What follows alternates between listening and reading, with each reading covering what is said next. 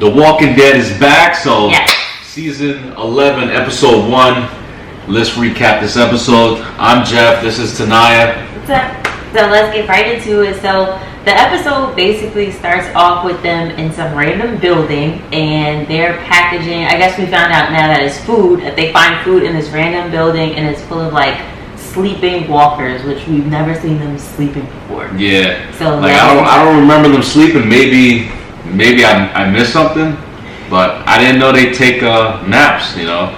So if you guys caught the after show of the first episode, the writer, she actually explained that walkers, we've only been introduced to them as like roaming walkers, but they have dormant ones that also sleep in the books. So they decided to, introduce that to the show on this last season. So that was pretty interesting that they like introduced that because we never saw them sleeping before. Yeah, I thought they were all dead.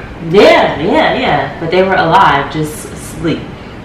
So they're getting all the food and everything seems to be going well. But of course, once everybody's getting pulled back up from out of the building, Carol has to do something extra. And she sees another box and she's like, let me check it out.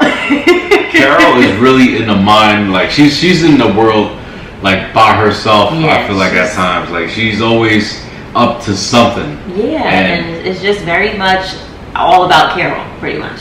But I mean, I understood what she was doing, but it's like, Carol, like, we don't need you doing nothing extra, no more, Last season, she did a lot of BS that just was so not for the group, but it's just like, oh my gosh. So then after that, the team basically comes back and they just say, we only have a week's worth of food left. So Maggie decides to come up with this like mission, suicide mission basically, to visit this other place. I forgot what it was called, but it's this other place that has food and everything like that. But she's saying she's got a target on her back, and these people that you can't see. It's her previous home. Yeah, her previous home. These people that you can't even see, they're like ghosts, are basically killing off her people. But she knows that this place has food and everything that they would need. Maggie decides that she wants to go on this mission to see if this place has food and stuff like that. And basically, majority of the group decides to go with her, but Carol and two other people stay behind because they're not with it. I would have stayed behind. I wouldn't have went. What's plan B? They don't have a plan B. If you don't have a plan B, I guess you have to go. Well, three of them decided to stay. Otherwise, you'll run out of food in a week and starve. They'll probably figure something else out, go somewhere else. I don't know, but Maggie decided to lead this group, and then they end up taking Negan with them. So that was a surprise. We found out that Negan was with them when they were already, off to do this little mission or whatever. And they end up in this train station, subway area, and it's pitch black dark. And they start walking this tunnel, and Negan automatically sees these water lines, and he's like, listen, it's raining, this place looks like it floods, this doesn't look like a good idea, but nobody's paying Negan any mind because they don't like him.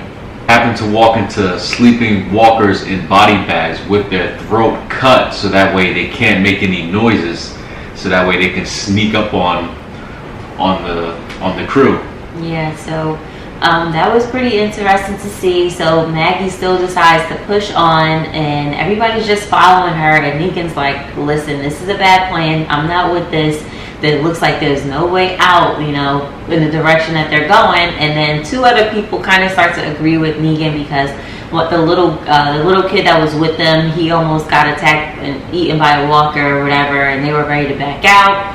So then they meet like a little train or whatever, and they're kind of blocked in, so they got to go on top of the train because they can't get inside of it.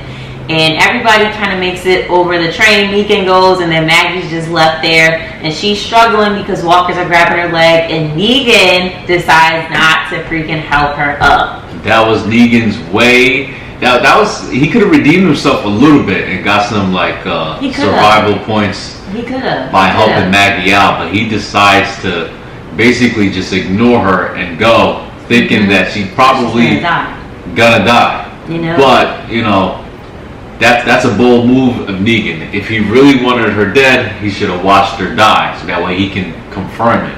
Because we all know Maggie's a fighter. Maggie, she's probably gonna go into the little hole that Daryl went into. You know, yeah, probably.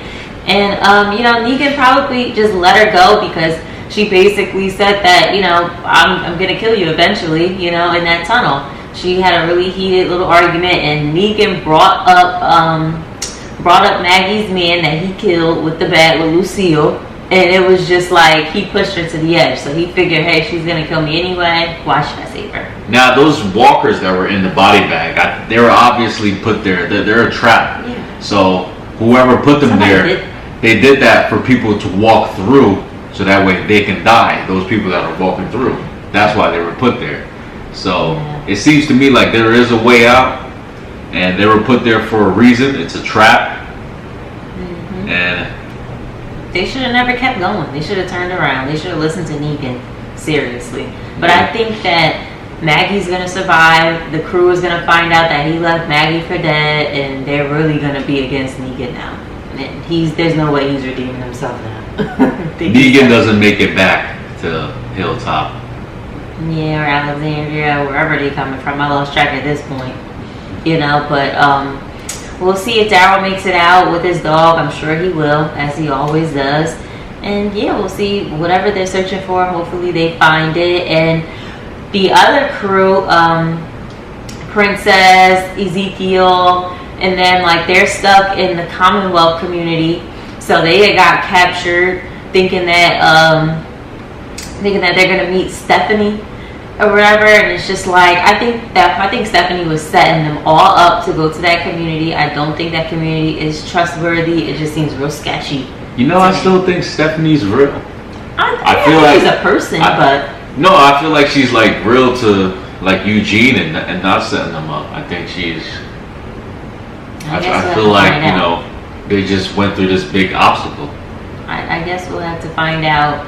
And they had a clear shot to escape, but seeing the note on the board, that girl's brother or whatever, she wants to stay now, so now they're going to be stuck there. And I feel like they're going to regret it. I mean, I would have stayed too. You would have stayed? I would have stayed too. But I just feel like that whole interrogation, all those questions, I feel like they know more about them than they're leading on. Like, I feel like they already know all the answers to those questions they were asking them. I don't know. I just feel like that community been watching them, you know? I don't know. That community looks pretty strong.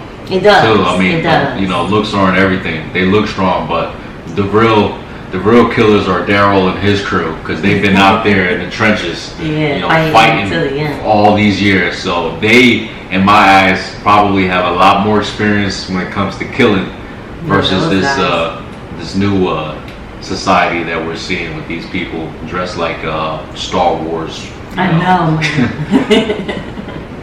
So we'll see what happens in the next episode. We'll see what happens in the next one. Stay tuned, and thanks for watching.